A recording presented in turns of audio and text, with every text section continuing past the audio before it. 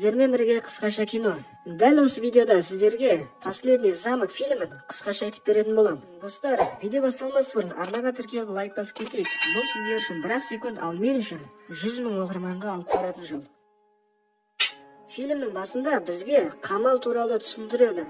Біріншіден, ол төбешікте орналасқан, және ол барлық жерден көрініп тұр.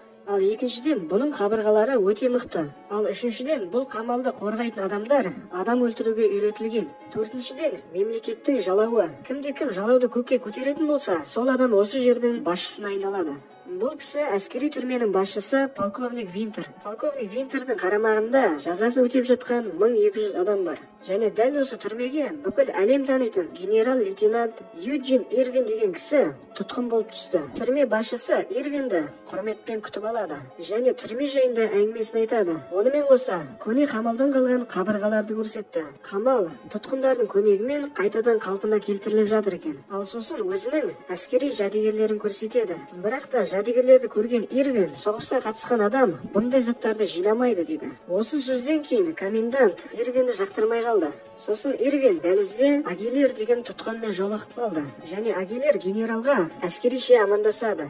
Бірақ та түрмеде әскерише сәлем беруге тыйым салынған еді.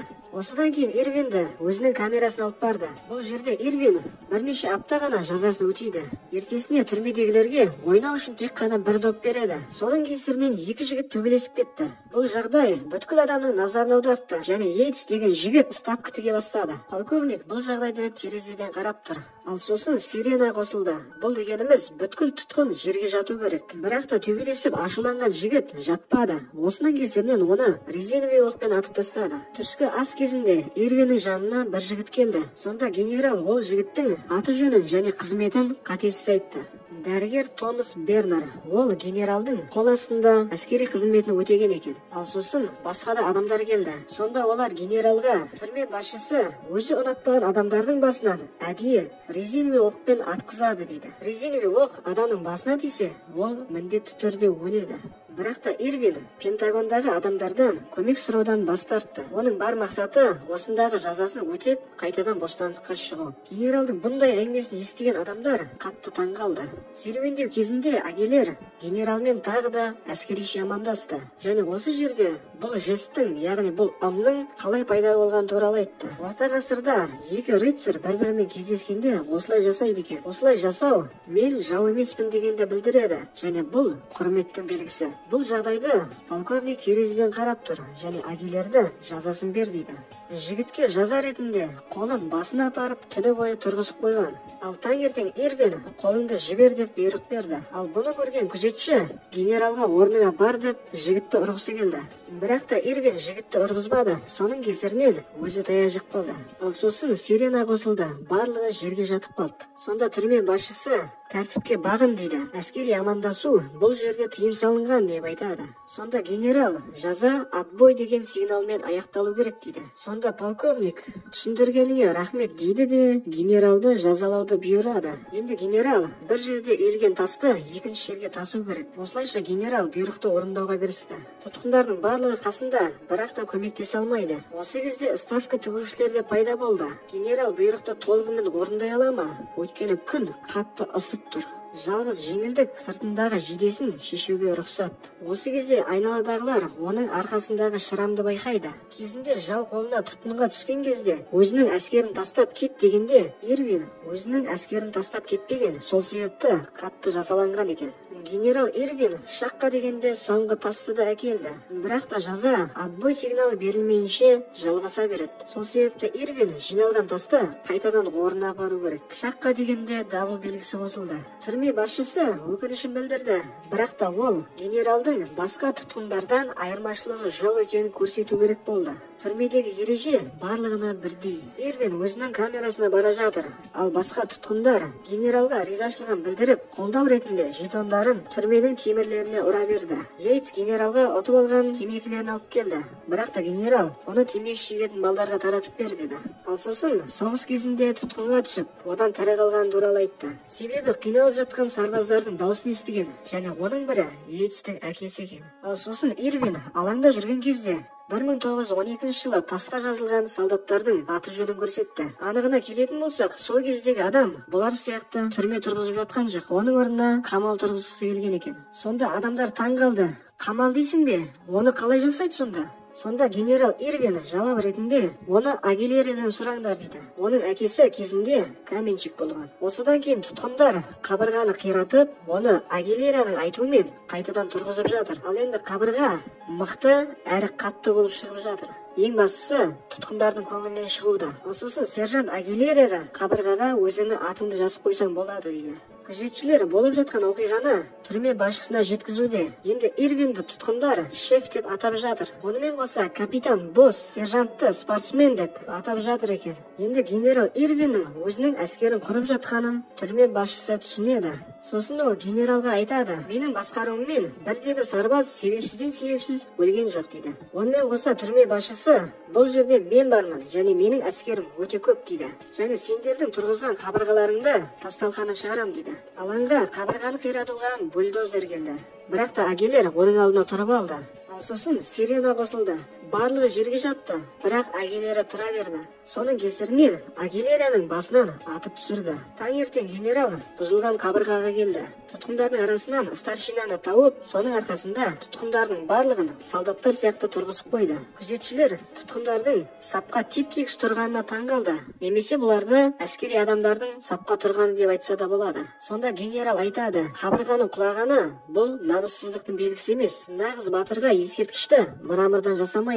Мылтықты жерге қадап, оған медальон тағатын болса, нағыз батырға лайықты ескерткіш болса дейді. Ирвин тасқа жақындап, Агилераның мойнындағы сарбаз медальонын арасына тастайды. Сонда саптағылар ән шырқап, генералмен әскеріше амандасады. Түрме басшысы Ирвиннің камерасына келді және Агилераның өлімі үшін өкінішін білдіреді. Осылайша генералмен ымыраға келгісі келді. Онымен қоса әскеріше амандасуға да қарсы емеспін дейді. Және бұның барлығына көз жұмуға дайынмын дейді. Бірақ та Ирвин ымыраға келуден бас тартты. Өте кеш дейді. Мәселе тек қана бұда емес, сенің жұмыстан өз еркіңмен шыққаныңды адамдар қалайды дейді. Және сенің адамдарға бұйрық беру мүлдем дұрыс емес дейді. Ашуланған түрме басшысы өзіне генерал Уиллерді шақыртты. Келген генерал Уиллерге тұтқын генерал Ирвин туралы шағым айта бастады. Сонда генерал Уиллер түрме басшысының әңгімесін тыңдап болып, генерал Ирвинмен кездесуге барды. Екі генерал сөйлесіп жатқанда түрме басшысына жерден тауып алған хатта келеді. Және хатта түрме басшысының жұмыстан өз еркімен шығуын талап еткен екен. Егер олай жасамаса, генерал Уиллерді заложник қылып, яғни кепіл қылып алып қаламыз дейді. Осы кезде Уиллер Ирвинға тұтқындардың себепсіз өліп жатқаны туралы дәлел айт дейді. Қайта тексерулер Ирвиннің сөзін ақтап шықты. Түрме басшысы әскерін жинап соғысуға дайындалуда. Ал кездесу бөлмесіне күзетшілер келіп, ашулы Уиллерді өздерімен бірге алып шықты. Алаңда сирена ойнады. Жатып үлгермегендерді сумен ата бастады. Түрменің үстінде вертолет ұшып жүр. Түрме басшысы түсінеді: генерал мені жай қорқытқысы келді дейді. Генерал Уиллер қатты ашулы: егер тағы да бір тұтқынның өлгенін еститін болсам, сенің жағдайың өте қиын болады дейді. Онымен қоса Ирвинмен жағдайды шеше алмасаң, онда айт дейді. Сонда түрме басшысы басы салбыраған күйі: Ирвинмен мәселені өзім шешіп аламын дейді. Ал сосын түрме басшысы тұтқындарға келіп, генерал Ирвиннің үстіне тағылған айыптарды оқи бастады. Ол бас қолбасшысының айтқанын тыңдамады. Өзінің адамдарын ауылдық жерге жіберді және оны 8 ұсталып, сол жерде өлім жазасына кесілді дейді. Және тұтқындарға ескертеді: жеңу үшін барлығына дайын болған адамның ізіне еруге болмайды деп. Осыдан кейін жеке бақылау өткізілді және тұтқындарды соққыға жықты. Түскі ас кезінде генерал жалғыз отты. Бірақ та қасына карцерден босатылған тұтқындар келді. Олар генералдың жағында. Алаңда адамдар қызық әңгіме айта бастады. Бір қарағанда әңгіме шахмат туралы сияқты. Бірақ та күзетшілер көптеген дубинкімен жүр. Су атқыш пушкаде келді және жоғарыда вертолет жүр. Йейтске арамыздан кет дейді. Оған ешкім сенбейді. Бұны байқаған түрме басшысы Йейтсті өзіне шақырады және оған: сен менің көзім мен құлағым бол дейді. Асханада төбелес шықты және күзетшілер екі адамды алып кетеді. Осы сәтті пайдаланып, генерал тұтқындармен ашық сөйлесе бастады. Ол адамдарға түсіндіреді: сендер ең біріншіден сарбазсыңдар дейді. Және түрменің ережесін оқи бастады. Түрме басшысын орнынан құлатуға болады, егер өзіне берілген объектіні дұрыс басқара алмаса дейді. Сонда Ирвин: осы жердегі объектіні өз қолыма алам дейді. Бұны естіген тұтқындар барлығы Ирвинді қолдап кетті. Ал кешкісін генерал Ирвин түрмені жаулап алудың операциясын бастап кетті.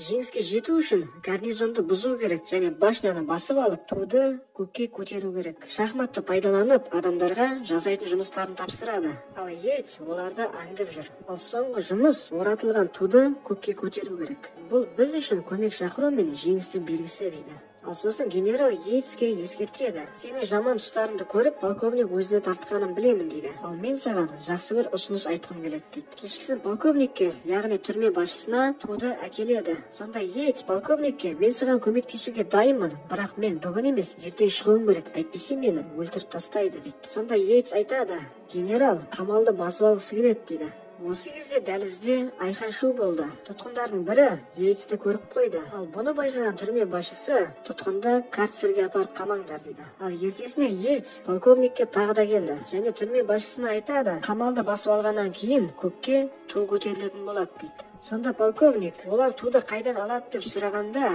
Йейтс бетіне қарап күліп жібереді және туды сізден алады дейді. Сонда қорқытқан Винтер туды сақтайтын жәшікті қарайды, ал жәшіктің іші бос екен. Сонда Йейтс генералға туды беру үшін кеше ғана осы жерден алып кеткен екен. Осыдан кейін тұтқындарды алаңға қарай қуа бастады. Камералардың барлығын тінтіп, бірақ та туды таппады. Осы кезде полковник түсінді, адамдардың барлығын далаға шығару үшін әдейі ұйымдастырылған нәрсе екенін. Осы кезде сигнал ойнайды және тұтқындардың барлығы күзетшілерді сыртынан қамап кетеді. Ал сосын тұтқындардың біреуі генерал Уиллерге хабарласып, түрменің ішінде тәртіпсіздік басталғанын айтады. Тұтқындар резинадан рогатка жасап, башнядағы күзетшілерді отпен атады. Ал сосын Ирвин рациямен түрмедегі басшылықты өз қолыма алдым деп хабарлайды. Тұтқындар ортаға белгісіз бір машинаны алып келе жатыр. Бұл машинаның не қызмет атқаратынын түсінбеген полковник терезеден қарап аң-таң болып қалды. Сосын түрме басшысы қосалқы бөлімдегі әскерін жіберді. Бірақ та тұтқындар иыққа иық тірестіріп, қорғаныс шетімен оқтан қорғанады. Ал сосын тұтқындар қолдан жасалған гранатометті іске қосты. Тұтқындардың өздері де таң қалды, бірақ та гранатомет шынымен де іске қосылды. Белгісіз бір машина деп тұрғанымыз тас лақтыратын машина екен. Және бір тас тез арада полковниктің бөлмесіне кірді. Ал тастың ізінен отты снарядты жібереді. Ал сосын өрт сөндіргіш жүйе іске қосылды. Шарасыз қалған түрме бастығы өзінің қирап қалған коллекциясына қарайды. Ал сосын тастағы жазуды оқиды. Онда Агилер деп жазылған екен. Ал сосын алаңға су ататын пушкілер келді. Осылайша тұтқындарды сумен атып жатады. Бірақ та Агилер бұл жағдайды да қарастырып қойған екен. Суды жауып тастады. Осы кезде генерал Уиллер хабарласады және 20 минуттан кейін осында болатынын айтты. Жоғарыдан вертолет келді. Оны тұтқындар сумен атады және де тұяқтарын шынжырлап тастады. Осы кезде Йейтс шынжыр арқылы вертолетке мінді. Осы жерде ұшқышты ұйықтатып, басқаруды өз қолына алды. Осы кезде күзетші автоматпен тұтқындарды атқысы келді, бірақ та Йейтс вертолеттің құйрығымен оны да құлатты. Қираған вертолет жерге түсті және Ирвин вертолетке барып, ол жарылам дегенше Йейтсті ішінен алып шықты. Ал сосын Йейтс тастардың арасынан туды алып шықты. Ал сосын генералдың бұйрығымен барлығы сапқа тұрды. Полковник болса аңдаң болып қираған жерге қарап тұр. Ал сосын шатырға көптеген қару ұстаған күзетшілер келді. Сонда полковник түрме басшысы, мен сендердің барлығыңды атып тастауға хақым бар дейді. Және барлығына жерге жатыңдар деп бұйырады. Бірақ та оның сөзін ешкім тыңдамайды. Ал сосын Ирвин бұйырған кезде барлығы жерге жатады. Тек қана Ирвиннің өзі жерге жатпады. Сонда түрме басшысы Ирвинға туды маған бер дейді. Бірақ та Ирвин бермеді және ту тигетін жерге қарай бара жатыр. Түрме басшысы Ирвиннің ізінен айқайлай берді. Полковник Ирвиннің туды көтеруіне жол бермеу керек. Ол тіпті Ирвинді атып тастауға бұйырады, бірақ та күзетшілер қарсы болды. Осылайша генерал Ирвин туды көтере бастады. Бірақ та шыдай алмаған түрме басшысы оны атып жіберді. Сонда түрме басшысын барлығы қоршауға алды. Ал генерал Ирвин соңғы күші қалғанша туды көкке көтереді. Осы кезде түк тұр деген бұйрық берілді және тұтқындардың барлығы орындарынан тұрды. Ал генерал Ирвин өкінішке орай ту тигетін жерде қайтыс болып кетті. Осы кезде тұтқындардың барлығы Ирвинге құрмет білдірді. Ал бейшарасы шыққан түрме басшысы дұрысынан көтерілген ақштың жалауына қарап тұр. Ал жанындағы таста Агилера деген жазу бар және оның қасына Юджин Ирвин деген жазуды да қосып қойған. Достар, соңына дейін көргендеріңізге үлкен рахмет. Және де комментарийге осы фильм жайында өз ойларыңызды жазып кетіңіздер. Сонымен қатар достар, сіздерге бір өтініш, бізді қолдау үшін арнаға тіркеліп лайк басып кетуді ұмытпа. Ал келесі видеоларымды бірінші болып көру үшін қоңыраушаны да басып қой. Әзірге аман сау болыңдар достар.